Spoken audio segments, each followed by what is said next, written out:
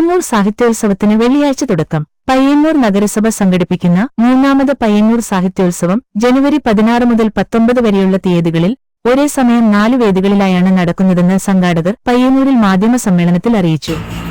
കഴിഞ്ഞ 2 വർഷങ്ങളിൽ ഏറ്റവും നല്ല നിലയിൽ സാഹിത്യോത്സവത്തെ മാറ്റിയെടുക്കാൻ സാഹിത്യോത്സവത്തിന്റെ ഔപചാരിക ഉദ്ഘാടനം വെള്ളിയാഴ്ച വൈകുന്നേരം 4:30 ഗാന്ധി പാർക്കിൽ വെച്ച് രാം പുനിയാനി, എം മുകുന്ദൻ, മുക്ത നരേന്ദ്ര ഗോൾക്കർ എന്നിവർ ചേർന്ന് നിർവഹിക്കും.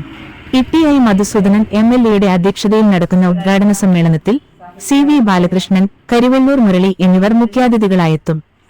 MV. Jayarajan, Martin George, C. Krishnan എന്നിവർ ഉദ്ഘാടകർക്ക് ഉപഹാരങ്ങൾ നൽകും.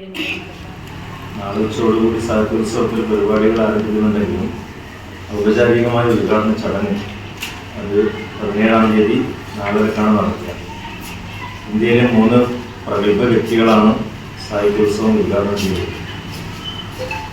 ലോകപ്രശസ്തനായ ഇന്ത്യൻ ചരിത്രകാരനാണ് റാം പുനിയാനി. ഇദ്ദേഹത്തിൻ്റെ ഒട്ടേറെ പുസ്തകങ്ങൾ മലയാളത്തിലേക്ക് വിവർത്തനം ചെയ്ത് വന്നിട്ടുണ്ട്. ആ റാം പുനിയാനിയാണ് ഉദ്ഘാടകരിൽ ഒന്നാമത്തെ പേര്. മറ്റൊന്ന് 10 വർഷം മുന്നേ മഹാരാഷ്ട്രയിൽ വെച്ച് പരിചയപ്പെട്ട നരേന്ദ്ര ദാബോൾക്കറുടെ മകൾ. അദ്ദേഹത്തിന് മരണശേഷം അദ്ദേഹം മുന്നോട്ടേക്ക് വെച്ച ആശയങ്ങൾ ഇന്ത്യയിലെമ്പാടും പ്രചരിപ്പിക്കാൻ ശക്തമായ പ്രവർത്തനങ്ങൾ നടത്തുന്ന നെഞ്ചുമുഖം സഞ്ചരിച്ചുകൊണ്ടിരിക്കുന്ന സാമൂഹ്യ പ്രവർത്തകയും എഴുത്തുകാരിയുമാണ് മുഗ്ധ Narendra ദാബോൾക്കർ.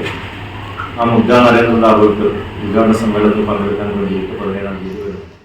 സാഹിത്യോത്സവ supplement TV. Rajesh, P. സന്തോഷിന് നൽകി പ്രകാശകർമ്മം നിർവഹിക്കും. നഗരസഭാ സെക്രട്ടറി എം.കെ. ഗിരീഷ് പദ്ധതി വിശദീകരിക്കും. വിവിധ രാഷ്ട്രീയകക്ഷി നേതാക്കളും നഗരസഭാ സ്ഥിരം സമിതി അധ്യക്ഷന്മാരും സന്നിഹിതമാകും. കോർഡിനേറ്റർ എം. പ്രസാദ് ആമുഖ ഭാഷണം നടത്തും.